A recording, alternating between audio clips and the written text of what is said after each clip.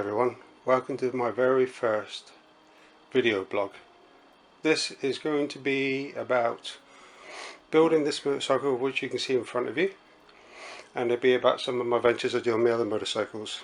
But firstly, let me introduce you to my my project. This is my first attempt at ever rebuilt a motorcycle before, so this was an attempt to own a dream bike that I always wanted when I was younger, and it was also about actually keeping me busy during winter time when I'm not riding so much. I might be planning for trips, but apart from that I don't really get involved with motorcycles that much during the winter time. So I bought this motorcycle off eBay probably 2 years ago now. I stripped it down to its bare components. Now what you see in front of you is the main parts I got because you're wondering what the bike is I'm going to rebuild. I shall be using this. Yes, it's a Honda 404. Mine's actually a burgundy colour and it's 1977. Last time it was ridden, it was in 1990, the last tax test on it. So she's over 40 years old. First step in this rebuild, I believe, is to get the frame powder coated, swing arm, side stand, yokes, all that sort of good stuff to get done ready. That will be my base to start with. It's a local company I should be taking it to.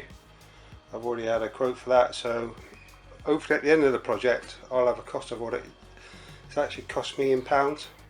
Most of the stuff is in my workshop. I've only recently built this year, and I built this specifically to have somewhere I can go into winter at the back of the house, because my garage is not part of my house. It has no power supply and it's cold. Here at least I've got power supply and I can keep myself warm. So my next episodes will be, as I work through rebuilding this, I will film little clips as I do it, and hopefully I'll have a whole clip or whole film of actually putting this bike together, and somehow I might be able to put that as a proper film. This is just one of my boxes full of parts that I've distributed around my workshop, and for those who might be interested in my workshop, this is what it currently looks like. I've got it yet to line it and insulate it, but currently this is at the stage I am. It's dry, it's waterproof, and I've got a power supply. The first jobs I thought I might tackle while I'm waiting to get the frame done is to maybe strip my clocks down, because obviously the outside of them are corroded and they're not damaged, just the paintwork needs doing, and the clock faces themselves need replacing really to brighten them up, but the needles look good. As you can see, she's done 54,000 miles, and I believe the trick to this is to make some very sharp, pointy, angly special tool to prise this lip off, this little chrome ring. Apparently you can peel it back, slide it off. Now potentially someone's already had a go at doing this by the looks of it, or it might be just worn. So that's my first goal while I wait to get the frame powder coated.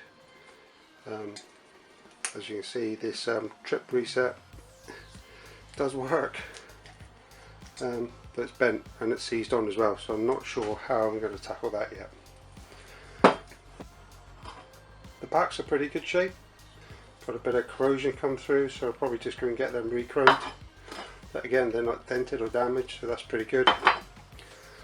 The rubbers, pretty perish, so I think I'll try to replace those if I can.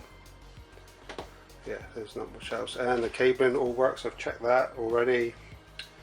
I'm not sure the best way to clean all the cabling up to make it sort of like newish again, but I'll find out how to do that. Okay, so I've stripped this now.